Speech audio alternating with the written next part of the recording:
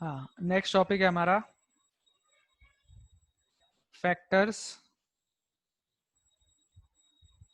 अब कैसा लिख रहा है? Factors affecting resistance. ठीक है, फैक्टर्स अफेक्टिंग रेजिस्टेंस, रेजिस्टेंस को प्रभावित करने वाले कारक। ठीक है, रेजिस्टेंस को कौन कौन से फैक्टर्स अफेक्ट करते हैं? तो इसमें सबसे पहले आपका आता है, सबसे पहला आपका length of of a conductor. The conductor. ठीक है, कंडक्टर की लेंथ जो है उससे फर्क पड़ता है। ठीक है, कि रेजिस्टेंस आपकी कम होगी या ज्यादा हो जाएगी। ठीक है, यहाँ पर हम बोल सकते हैं कि R is directly proportional to L।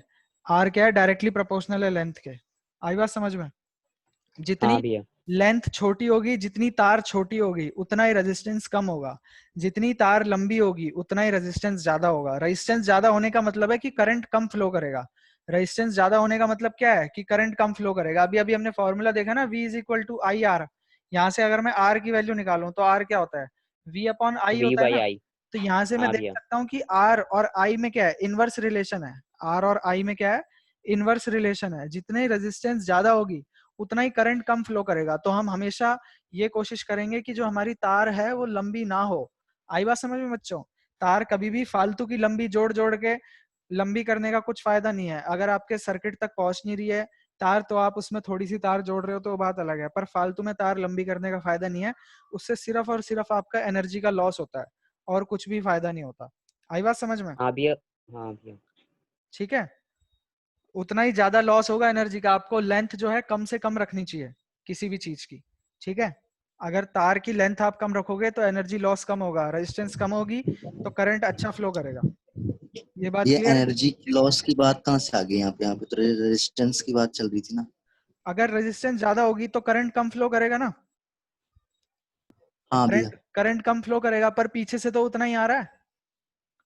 पीछे से तो उतना ही आ रहा है, हाँ आपको भैया। मिल कम रहा है, वो खर्च हो हाँ जा भैया, रहा है। करंट तो उतना ही हम वो अच्छा कर अच्छा, रहे हैं, हाँ भैया। यहाँ प्रोड्यूस से कर तो रहे हैं, पर उतना हाँ ही आ वो वो रहा है। कम आएगा। रेजिस्ट हो जा रहे हैं। अब ठीक यहाँ है पे भैया। खर्च हो जा रहा है, आपको कम मिल रहा है, पर पीछे से तो उतना ही आ रहा है ना। आई हाँ बात भैया। समझ में? तो उसका कुछ फायदा नहीं है। ठीक है, दूसरा है इससे आपका, बिल बढ़ाएंगे हम, रखनी चाहिए। हाँ, बिजली का। बिजली का बिल बढ़ा हो गया, आपकी तार गर्म हो जाएगी। तार गर्म हो जाएगी, खराब हो सकती ओवरलोड, है। शॉर्ट सर्किट हो जाएगा। हाँ भैया। हाँ, एरिया नहीं बोलते हम, क्रॉस सेक्शनल एरिया बोलते हैं। एरिया क्यों लिख रहे हो? भैया डिफरेंस क्या है दोनों में? बता रहा हूँ, cross sectional area of the conductor. ठीक है, कंडक्टर का क्रॉस सेक्शनल एरिया। अब जो रेजिस्टेंस है ये इनवर्सली प्रोपोर्शनल होती है क्रॉस सेक्शनल एरिया के। क्रॉस सेक्शनल एरिया का मतलब होता है जो हमारी तार की मोटाई होती है, जो हमारी तार की गोलाई होती है। जैसे ये हमारा कंडक्टर है ना, अगर मैं तुमसे इसका एरिया निकालने के लिए बोलूंगा तो तुम इसका एरिया ऑफ सिलेंडर निकाल के दे दोगे मेरे को। मैं उसकी बात नहीं कर रहा, मैं इसके इस हिस्से की बात कर रहा हूँ कि तार मेरी कितनी मोटी है या कितनी पतली है। ठीक है, कई पतली तार होती है, कई मोटी तार होती है ना। ये होता है क्रॉस सेक्शनल एरिया, नीचे का बेस एरिया। आई बात समझ में? तार की मोटाई कितनी है या तार की गोलाई कितनी है। आई बात समझ में? हाँ भैया, ये तो हम हाँ पाई आर भैया। स्क्वायर से भी निकाल सकते हैं फिर। हाँ, तो ये पाई आर स्क्वायर ही होता है। ये एरिया पाई आर स्क्वायर ही होता है। ठीक है, तार की गोलाई या तार की मोटाई। तो रेजिस्टेंस जो है वो इनवर्सली प्रोपोर्शनल है। इनवर्सली प्रोपोर्शनल कहने का मतलब क्या है? कहने का मतलब ये है कि तार आपकी जितनी पतली होगी उसमें उतना ज्यादा रेजिस्टेंस होगा, यानी कि करंट कम फ्लो करेगा। और तार आपकी जितनी मोटी होगी, एरिया ज्यादा होगा, तो रेजिस्टेंस क्या हो जाएगी? कम हो जाएगी। एरिया कम तो रेजिस्टेंस ज्यादा, एरिया ज्यादा तो रेजिस्टेंस कम। तो इसका मतलब हमारी तार कैसी होनी चाहिए? मोटी होनी चाहिए कि पतली होनी चाहिए? बोलो बच्चों। पतली होनी चाहिए भैया। पतली बेटा, होनी चाहिए। अगर तार हमारी पतली होगी तो एरिया कम होगा, और एरिया कम होगा तो रेजिस्टेंस क्या हो जाएगा? ज्यादा हो मोटी जाएगा। होनी चाहिए भैया। ज्यादा हो जाएगा भैया। रेजिस्टेंस अच्छा, हमको मोटी ज्यादा होनी नहीं चाहिए। चाहिए, हाँ भैया। रेजिस्टेंस हमको कम चाहिए। रेजिस्टेंस हमको क्या चाहिए? कम चाहिए, है ना। तो जितनी मोटी तार होगी उतना हमारे लिए अच्छा है, और जितनी रेजिस्टेंस को हम कम से कम रखना चाहेंगे। अगर हम करंट को अच्छा खासा फ्लो करवाना चाहते हैं, अगर हम एनर्जी लॉस नहीं चाहते हैं, तो हम रेजिस्टेंस को ज्यादा ही रखना, रेजिस्टेंस को हमेशा हम कम रखने की कोशिश करेंगे। रेजिस्टेंस कम होगी तो करंट ज्यादा होगा ना हमारा। तो रेजिस्टेंस कम कैसे होगी? जब एरिया ज्यादा होगा, यानी कि तार आपकी हाँ मोटी भैया। होगी। आपकी तार मोटी होनी आप चाहिए तो रेजिस्टेंस कम बढ़ाएंगे। होगी, और तार आपकी पतली होगी तो रेजिस्टेंस ज्यादा होगी। आई बात समझ में? ये पॉइंट क्लियर है सभी को? हाँ भैया। ठीक है, हाँ भैया। सबको क्लियर है? मानव क्लियर है? क्या कह रहे हो सचिन? क्लियर है। क्लियर है ना? अच्छा मानव ये तो बता दो कि मोटी और पतली होने से फर्क क्या पड़ता है, रेजिस्टेंस पे फर्क क्यों पड़ रहा है अगर तार मोटी है या तार पतली है तो? हाँ कि सर वायर पे कम प्रेशर और ज्यादा प्रेशर पड़ेगा। अबे प्रेशर क्या है, मैंने तो खुली छोड़ी है, मैं उस पर चढ़ा थोड़ी हूँ। देखो बच्चों एक बात बताओ, एक बात बताओ, मैं आपके सामने एक एग्जांपल रखता हूँ। ठीक है, दो गली है हमारे पास, एक है हमारे पास पतली गली, ठीक है, और एक है हमारे पास मोटी गली। ठीक है, ये आप हो, ये हमारा मानव है। मानव है हमारा चार्ज पार्टिकल, मानव क्या हमारा चार्ज पार्टिकल। ठीक है, यहां पर भी हमारा मानव है, ये मान लो आर्यन है हमारा, चलो ये चार्ज पार्टिकल हमारा आर्यन है। अब यहां से गली के पार निकलना है, एक एंड से दूसरे, चार्ज पार्टिकल को तो क्या करना होता है, फ्लो करना होता है ना, बहने दे मुझे बहने दे, एक पॉइंट से दूसरे पॉइंट तक जाएगा ये चार्ज पार्टिकल। तो इधर से इधर जाना है, इसको भी इधर से इधर जाना है, इसको भी इधर से इधर जाना है, और जाएगा कैसे, तो भाग के जाएगा, फ्लो कर रहा है तो एक बात बताओ, इसको इस रास्ते में चलने में ज्यादा आसानी होगी या इस रास्ते में भागने में ज्यादा आसानी होगी? मोटे वाले में। मोटे वाले में। है ना, मोटे वाले में ज्यादा आसानी होगी ना भागने में। तो चार्ज को फ्लो करने में ज्यादा आसानी किस में होगी, पतली तार में या मोटी तार? अब ये तो मैंने सिर्फ भागने की बात करी है, चार्ज तो भाग रहा है, पर अभी रेजिस्टेंस तो ऐड ही नहीं हुई है। रेजिस्टेंस क्या है कि लोगों ने पतली गली में अपने गेट खोल दिए, स्कूटर लगा दिया बीच में, अब कैसे भगेगा मानव? ये सारी रेजिस्टेंस है हमारी, ये सारी हमारी क्या है, प्रतिरोध है, मानव को भागने से रोक रहे हैं। किसी ने अपना स्कूटर आगे लगा दिया, किसी ने पानी फेंक दिया गली में, किसी ने गेट खोल दिया, खिड़की खोल दी, तो ये रेजिस्टेंस के बीच में भी चार्ज पार्टिकल को फ्लो करना है, चार्ज पार्टिकल को इस रेजिस्टेंस के बीच में भी फ्लो करना है। अब यहाँ के लोग अपना गेट खोल दें, इससे आर्यन को कुछ फर्क पड़ता है क्या? अपना भगता रहेगा बीच में सीधा। आई बात समझ में? ठीक है, तो इधर पे रेजिस्टेंस का फर्क ज्यादा फर्क, रास्ते में कुत्ते आ गए थे। हाँ तो कुत्ते आ गए तो यहाँ पे देख लो, अब दो कुत्तों ने पूरी गली घेर ली, यहाँ पे तो थोड़ा मानव, ये आर्यन जो है साइड से भग के निकल जाएगा, पर मानव तो यहीं पे रुक के बोलेगा नहीं मैं तो वापस जा रहा हूँ। आई बात समझ में? ये तो फ्लो ही नहीं कर पाएगा फिर। तो भी अब ऐसी है, थोड़ा ट्रैफिक हाँ जैसा, मतलब ट्रैफिक रेजिस्टेंस है। तो हाँ सर जब भी वायर हीट अप हो जाती है। हाँ, कुत्ते खड़े हो गए फिर तो इंसुलेटर बन गया मानव, फिर करंट फ्लो नहीं करेगा। हाँ अब देखो, अब इसमें से जोर जबरदस्ती करके चार्ज पार्टिकल जाएगा, जोर जबरदस्ती करेगा, रेजिस्टेंस ज्यादा हो रही है, ज्यादा हो रही है, ज्यादा रेजिस्टेंस करोगे तो फिर गर्मी होने लग जाएगी ना तार में। हाँ भैया, ओवरलोड हो जाएगी या शॉर्ट सर्किट हो जाएगा। हाँ सर गुस्सा आएगा। ठीक है, ये समझ में आया कि एरिया क्या होना चाहिए, तार हमारी मोटी होगी तो करंट अच्छे से फ्लो करेगा, तार पतली होगी तो करंट मुश्किल से फ्लो करेगा। क्यों? कम फ्लो करेगा। हाँ भैया। क्योंकि मोटाई होगी तार अगर जितनी पतली होगी तो रेजिस्टेंस ज्यादा होगा।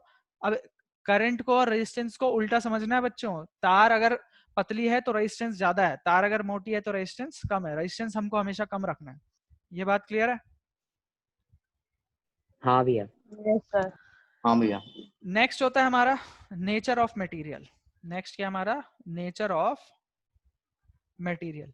नेचर ऑफ मटेरियल कहने का मतलब है कि आपने तार किस क्वालिटी की ली है, आपने तार किस क्वालिटी की ली है। आपने सिल्वर की तार ली है तो वो एक गुड कंडक्टर है, आपने अगर कॉपर की तार ली है तो वो भी एक गुड कंडक्टर है। ठीक है, और आपने कोई किसी और मटेरियल की तार ले ली जो मान लो गुड कंडक्टर ना हो, या आपने लकड़ी ले लिया, आप बोल रहे हो मैं लकड़ी में से करंट पास करूंगा, अब लकड़ी की रेजिस्टेंस इतनी ज्यादा करंट पास ही नहीं होता उसमें से, और बोलो। तो भी इंसुलेटर है ना, वो तो इंसुलेटर है। ठीक है, यहाँ पर आपकी एक टेबल दी हुई है इस चैप्टर में, कहाँ गया हमारा चैप्टर, पीछे रह गई शायद। ये देखो, सिल्वर की जो रेजिस्टिविटी है, रेजिस्टिविटी का मतलब होता है नेचर, ठीक है, रेजिस्टिविटी का मतलब है नेचर। अब देखो सिल्वर की रेजिस्टिविटी क्या है, सबसे कम है, उसके बाद कॉपर की उससे ज्यादा है, एल्यूमिनियम की उससे ज्यादा है, टंगस्टन की उससे भी ज्यादा है, निकल की उससे भी ज्यादा है ना, मरकरी मैंगनीज इन सब की ज्यादा ज्यादा है। ठीक है, इसकी देखो मरकरी की कितनी ज्यादा है। इसे याद करना है क्या भैया? नहीं याद नहीं करना, पेपर की तो देख लो, पेपर में से करंट पास कराने का शौक है अगर तो पेपर की देख लो, 10⁻12 इतनी ज्यादा रेजिस्टेंस है, बाकियों की माइनस में चल रही है पावर, इसकी देखो प्लस में चल रही है।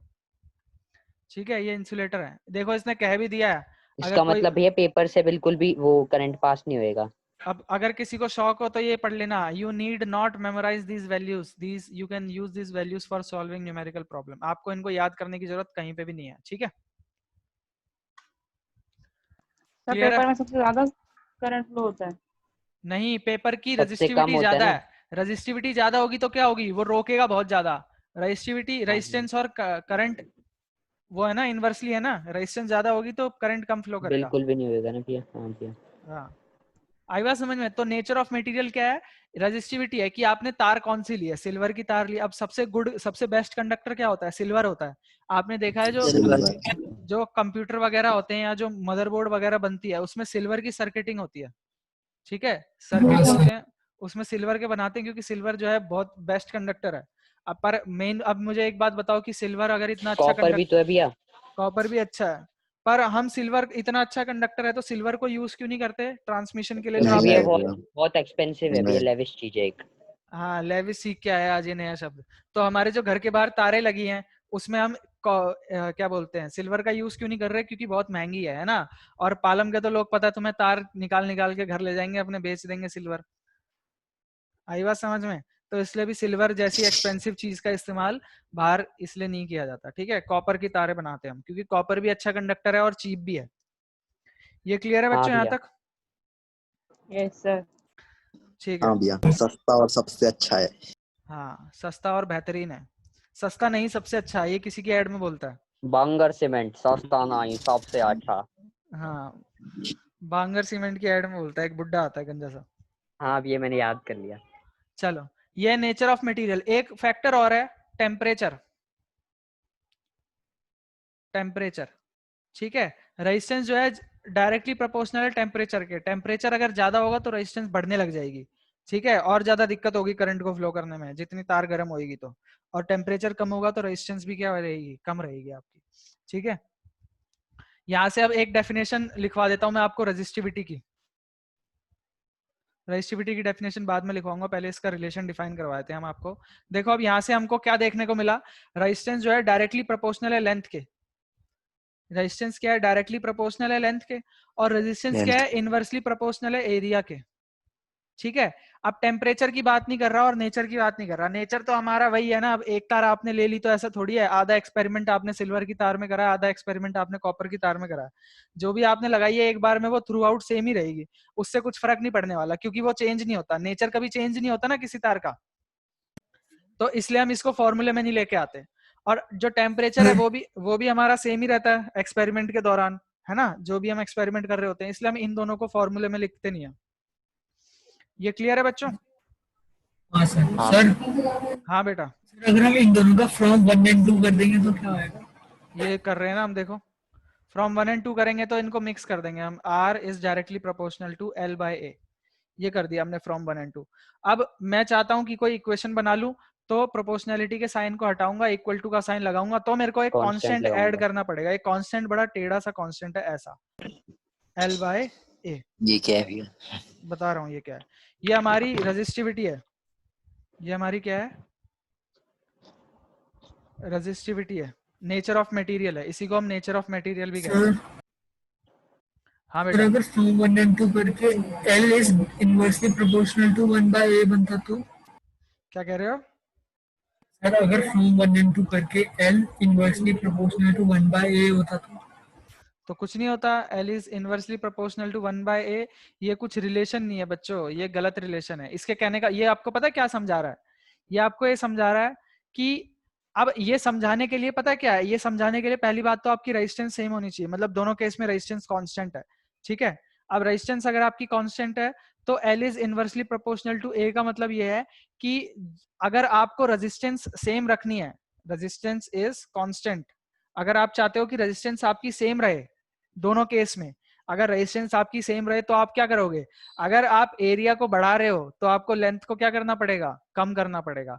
या अगर आप लेंथ को बढ़ा रहे हो तो आपको एरिया को कम करना पड़ेगा, तब आपकी रेजिस्टेंस जो है वो कांस्टेंट रहेगी। आई बात समझ में? इन तो? दोनों केस में R की वैल्यू सेम होगी तभी तो ये फ्रॉम 1 एंड 2 इक्वल होंगे ना। R की वैल्यू अगर सेम होगी दोनों केस में तभी तो आप ये लिख पाओगे। सेम होने का हाँ मतलब भैया। क्या है? हाँ सेम होने का हाँ भैया। मतलब है दोनों केस में रेजिस्टेंस कांस्टेंट है। आप बोल रहे हो कि मैं जो है लेंथ और एरिया में छेड़छाड़ करूंगा पर मेरी रेजिस्टेंस तब भी सेम रहेगी। अब रेजिस्टेंस तब भी सेम कैसे रहेगी कि अगर आप लेंथ बढ़ा रहे हो तो आपको एरिया को कम करना पड़ेगा, अगर आप लेंथ को कम कर रहे हो तो आपको एरिया को बढ़ाना पड़ेगा। ये आपको ये चीज समझा रहा है, ठीक है, पर ये आपको समझने की जरूरत नहीं है क्योंकि हम ऐसा करते नहीं है कभी। आई बात समझ में? ये क्लियर है यहाँ हाँ तक? भैया। अब यहाँ पर मैं रेजिस्टिविटी को भी डिफाइन कर लेता हूँ। रेजिस्टिविटी को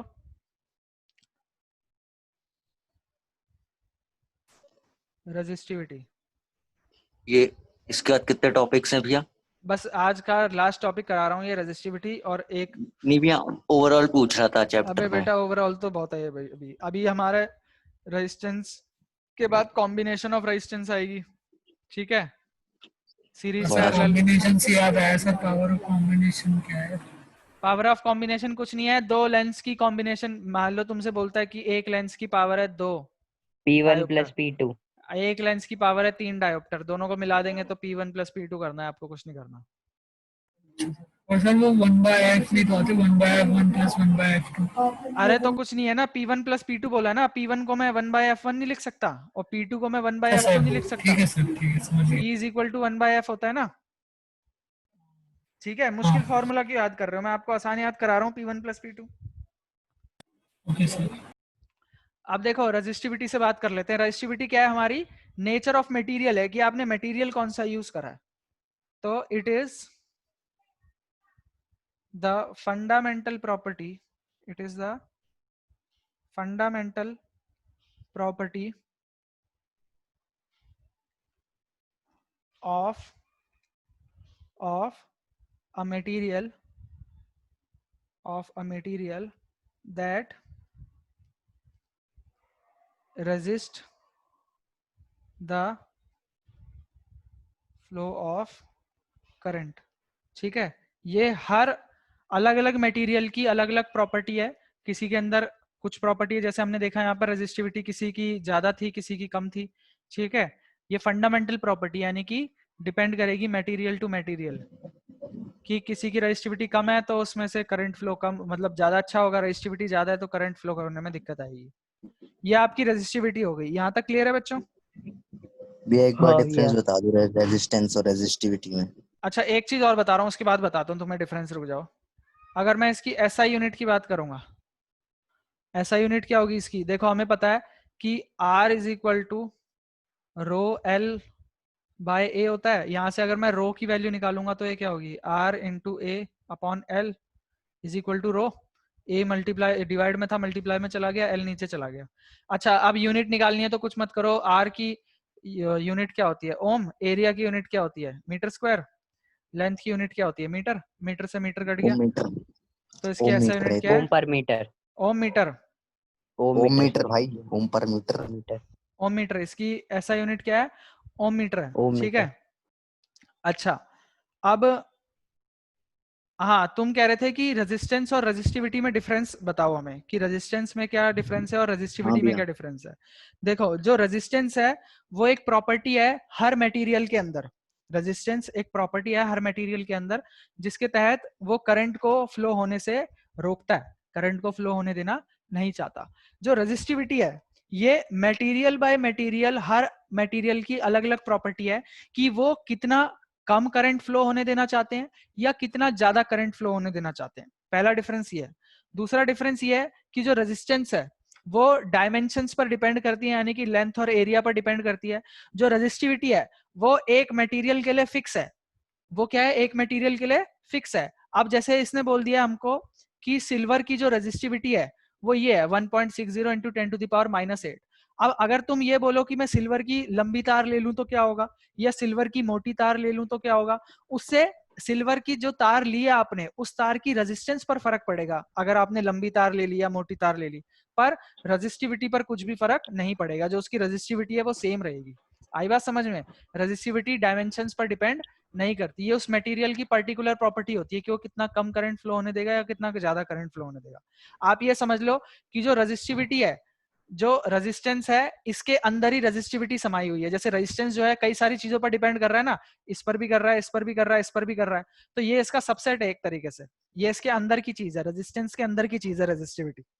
आई बात समझ में? रेजिस्टेंस जो है लेंथ, हाँ भैया। एरिया, इन सब पर डिपेंड कर रहा है, और रेजिस्टिविटी पर भी डिपेंड कर रहा है कि कौन सा नेचर लिया आपने, है ना। पर जो हाँ जी। रेजिस्टिविटी है ये किसी के ऊपर डिपेंड नहीं करती, लेंथ, एरिया किसी के ऊपर डिपेंड नहीं करती, इसकी वैल्यू फिक्स है, ये कांस्टेंट है ना। ये क्या है, यहाँ हाँ पर भैया। हमने कांस्टेंट बनाया था ना इसको, ये कांस्टेंट है।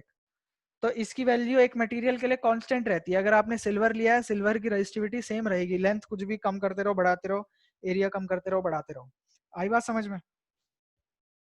हाँ भैया। यहाँ तक क्लियर हाँ है? भैया। Yes, sir. ठीक है।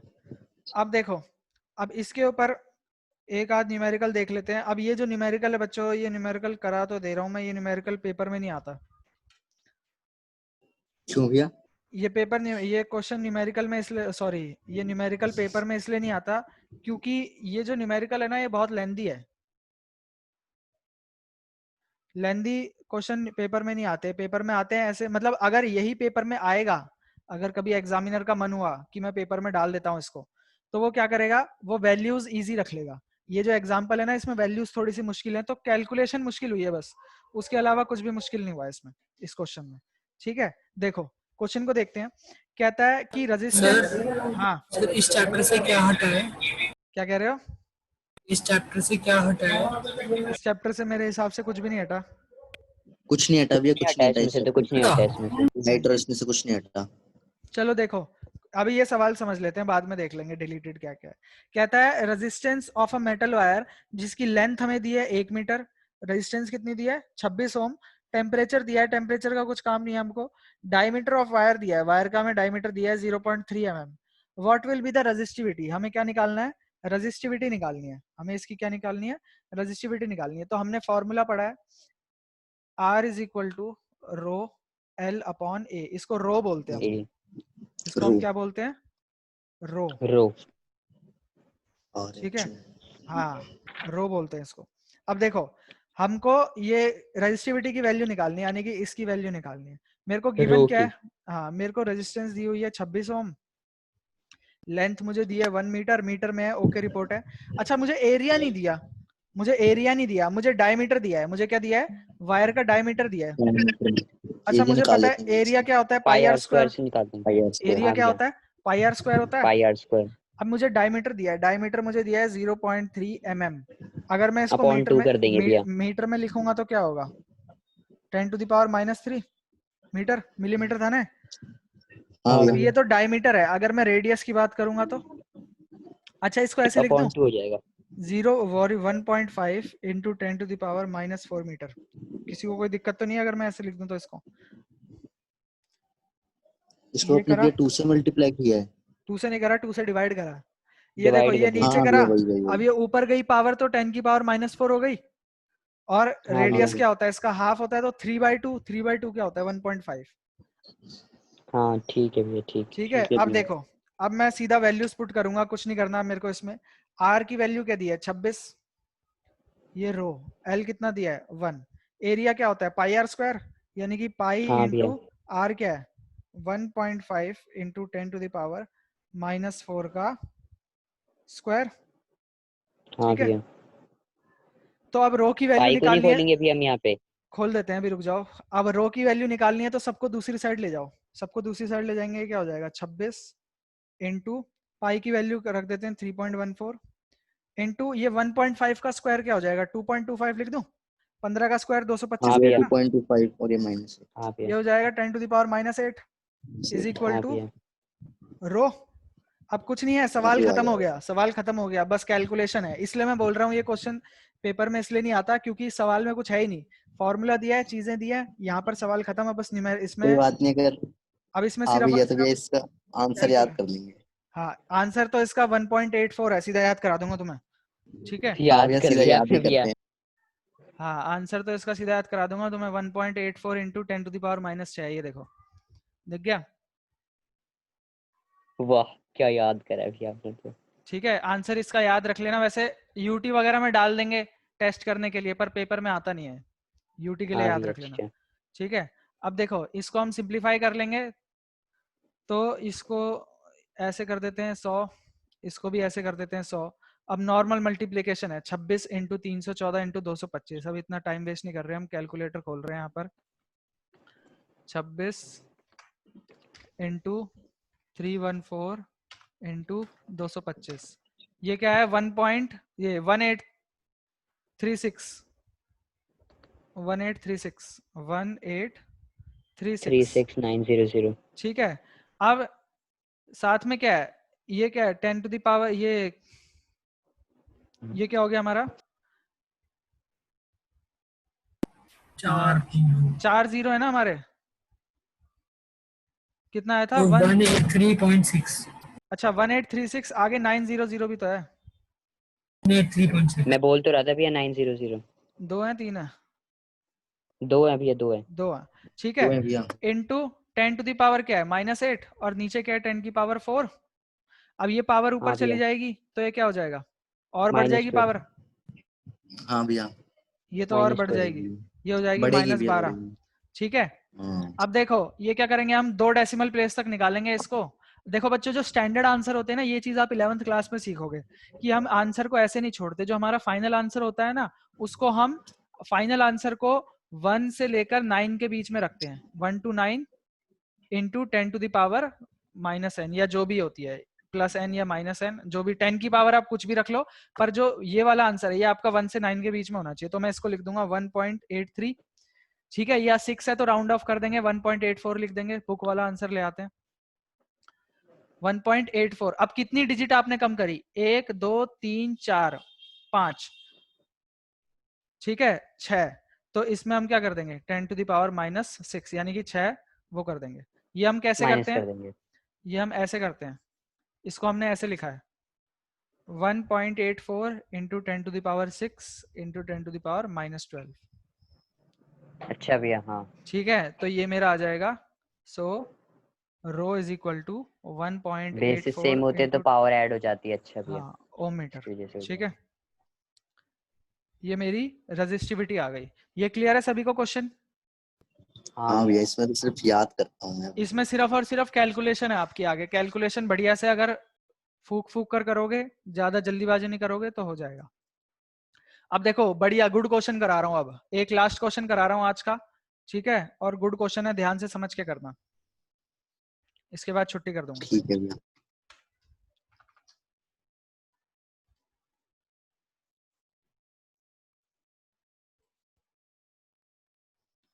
चलो इसको देख लो, इसको समझ लेना बच्चों, ध्यान से समझना, आखिरी क्वेश्चन है। अच्छा कोशिश करके इसको बढ़िया से समझ लेना।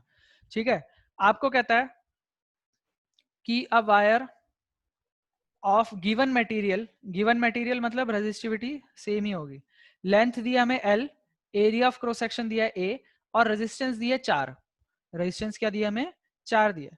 What would be the resistance of another wire of same material जिसकी लेंथ है L/2 of area of cross section क्या है 2A है। एरिया ऑफ क्रॉस सेक्शन क्या है 2A है। 2 ठीक है, है। तो अब हम इसमें केस लेके बात करेंगे। हमसे 2 वायर की बात करिए ना, एक हाँ वायर भैया। ये है और दूसरी वायर ये है। तो हम पहले बात करेंगे वायर 1 की। वायर 1 की अगर हम बात करेंगे तो वायर 1 की जो रेजिस्टेंस है, वायर 1 की जो रेजिस्टेंस है, मैं इसको रेजिस्टेंस बोलता हूँ R1, वो कितनी दी है 4 ओम। 4 ओम। ठीक है, लेंथ कितनी दी है L1 को मैं मान लेता हूँ L दी है मुझे लेंथ। हाँ एरिया भैया। क्या दिया है, एरिया दिया है मुझे A1 को मैं मान लेता हूँ A। ए। ठीक है, और जो वायर 2 है, वायर 2 की रेजिस्टेंस मुझे निकालनी है। ठीक है, बोलता है what is the resistance of another wire, दूसरी वायर की रेजिस्टेंस क्या होगी। ठीक है, अच्छा रेजिस्टिविटी की बात कर लेते हैं। इसकी जो रेजिस्टिविटी है वो रो है, और इसकी जो लेंथ है, अगर मैं L2 की बात करूंगा तो L2 क्या है, L2 है मेरा L/2। L2 क्या है मेरा हाँ भैया। L/2, और A2 क्या है, एरिया क्या है इसका 2A। A2 क्या है इसका ट्वाइस ऑफ A। 2 है। ठीक है, यानी कि इसके मुकाबले दुगना है। अब मटेरियल सेम है, सेम मटेरियल यहाँ पर भी था, सेम मटेरियल यहाँ पर भी था, तो रेजिस्टिविटी इसकी भी क्या होगी, रो ही होगी। अब बात करते हैं इससे। हमको पता है कि R1 is equal to rho 1 L1 by A1 होगा। यहाँ पर हाँ भैया। R1 क्या है 4 4 इज इक्वल टू इनकी वैल्यू Rho. निकालने की जरूरत क्या है, इनकी वैल्यू नहीं निकाल रहा मैं, हैं? सीधा R2 की बात करते हैं। ठीक है, R2 क्या होगा, R2 क्या होगा भैया मेरा, अच्छा भैया यहाँ रो पर अनदर वायर का निकालना है हमें इसलिए ना। हाँ अनदर रो वायर टू का निकालना है, या इसको रो पहले टू लिख लेते हैं। L2 चलो देखो, जो मेरा R1 है, R1 मेरा क्या होगा, L1 सॉरी रो टू इंटू नहीं नहीं, रो two into L2 upon. R1 जो है मेरा क्या होगा, रो 1 इंटू L1 बाई A1, ये होगा। हाँ भैया अब अगर मैं इसमें वैल्यूज पुट कर दूंगा तो R1 क्या हो जाएगा मेरा, रो L बाय A, और इसकी वैल्यू क्या दी है मुझे, 4 ओम, इसकी वैल्यू क्या दी है मुझे, हाँ भैया 4 ओम। अब मैं इससे बात करूंगा नाउ, R2 क्या होगा, R2 होगा मेरा रो 2 L2 बाय A2। A2 ठीक है, अब R2 is equal to rho 2 की वैल्यू क्या है, रो L2 की रो वैल्यू क्या है, L/2, L/2 और A2 की वैल्यू क्या है, 2A। 2A इसको हम बोल देता हूँ ये R2। अब ये L/2 है तो 1/2 बाहर आ जाएगा, और ये हाँ इसको भी भैया मैं क्या लिख सकता हूँ, 1/2, इसको अलग लिख देंगे, रो L/A। और इसकी वैल्यू क्या है, ये मेरा क्या है, रो L/A किसके बराबर है, 4 ओम के बराबर है कि नहीं है, 4 ओम के बराबर है भैया। यानी कि R1 के बराबर है 1/4 इंटू R1 के बराबर है, R1 की वैल्यू क्या है, 4, 1/4 इंटू 4, तो R2 मेरा क्या आ जाएगा, 1 ओम। R2 क्या आ जाएगा मेरा, 1 ओम आ जाएगा। 1 ओम ये क्लियर हुआ बच्चों, एक बार फिर से देख लो, हमको क्या करना है, रिलेशन बनाना है। पहली वाली जो तार है उसकी लेंथ मुझे दी है L, एरिया मुझे दिया है A, और रेजिस्टेंस दिए 4। मैंने बोल दिया कि इसकी जो लेंथ है, इसकी लेंथ को मैंने मान लिया L, एरिया मान लिया A, और रेजिस्टिविटी मान ली रो। ठीक है, और इसका मैंने रिलेशन यहाँ पर लिख लिया इसलिए ताकि मैं दूसरे में यूज कर सकूं। R1 is equal to row L/A, ये हमारा क्या दिया हुआ है, 4 दिया हुआ है। अब हम Y2 के पास गए, Y2 की मुझे रेजिस्टेंस निकालनी है। इसकी लेंथ मुझे क्या दी है, L/2, इसकी लेंथ मुझे क्या दी है, L/2 दिया है, एरिया क्या दिया है, 2A, लेंथ दिया मुझे L/2, एरिया दिया मुझे 2A, और रेजिस्टिविटी तो सेम ही है, रेजिस्टिविटी मैंने रो ही मान ली। अब मैं लिखूंगा R2 is equal to rho 2 L2 by A2, rho 2 की वैल्यू रो लिख दी, L2 की वैल्यू L/2 लिख दी, A2 की वैल्यू 2A लिख दी। ठीक है, अब मैं क्या करूंगा, जितने भी नंबर है उनको साइड करूंगा और ये बनाऊंगा, ये बनाऊंगा तो 1/2 को इधर से बाहर ले लिया, ये 1/2 इधर बाहर ले लिया, ये अंदर बचा रो L/2। और रो L/A क्या है, रो L/A क्या है, R1 है, तो इसकी जगह मैंने R1 लिख दिया, और R1 की वैल्यू मेरे पास थी 4, तो 4 से 4 कट गया, R2 क्या आ गया मेरे पास, 1 आ गया। इस तरह के कई 1 क्वेश्चन ओम कराऊंगा बच्चों में आपको, जिसमें लेंथ और एरिया चेंज होता रहता है, कई बार लेंथ डबल हो जाएगी या एरिया हाफ हो जाएगा, ऐसे क्वेश्चन कराऊंगा। ठीक है, अच्छा भैया आज की क्लास के लिए इतना ही रख रहे चलो हैं। इस वाले क्वेश्चन को बढ़िया से प्रैक्टिस कर लेना, इस तरह के और भी क्वेश्चन करेंगे हम आगे। सचमुच में गुड क्वेश्चन था भैया। हाँ ये गुड क्वेश्चन है, और इस पे गुड क्वेश्चन आते भी हैं, पेपर में आने लायक क्वेश्चन है। अभी तक हमने जितने भी क्वेश्चन करे हैं ना आज की क्लास में न्यूमेरिकल, वो ऐसे टुच्चू पुच्चू क्वेश्चन है, कोई पेपर में नहीं आता। पेपर में आने वाला क्वेश्चन ये है जो सबसे लास्ट में कराएंगे। ठीक है, हाँ भैया भैया हाँ कुछ मैथ्स के डाउट थे तो फिर आप कल क्लास रखोगे कि अब 20 बता रहे हो? मैथ के डाउट कल ही ले लेंगे। कल ठीक ही है ले भैया लेंगे कल ही। तब तक और डाउट रख लेना इकट्ठे। हाँ भैया ठीक है भैया ठीक है, और इकट्ठा करते हैं। ठीक है चलो भैया आज की क्लास में किसी बच्चे को कोई डाउट यहाँ तक बता दो, नहीं सर। सबको क्लियर है? ठीक है बच्चों, फिर आज की क्लास यहीं तक रखते हैं, यहाँ तक का काम कंप्लीट कर लेना। अब चैप्टर आप देख रहे हो धीरे धीरे बड़ा होता जा रहा है, मुश्किल होता जा रहा है, तो अपनी प्रैक्टिस को और बढ़ाना है, बिल्कुल भी हाँ आगे नहीं भैया निकलने उसी देना। टाइम याद करना है। चैप्टर को बिल्कुल भी अपने से आगे नहीं निकल के देना, पकड़ के रखना है, अपने कंट्रोल में रखना है चैप्टर को। आई बात समझ में? हाँ ठीक है, भैया हाँ चलो ठीक है बच्चों, फिर आज इतना ही रखते हैं, इतना काम कंप्लीट करके भैया मिलना भैया अगली क्लास में। हाँ बेटा, चट्टे वो ठीक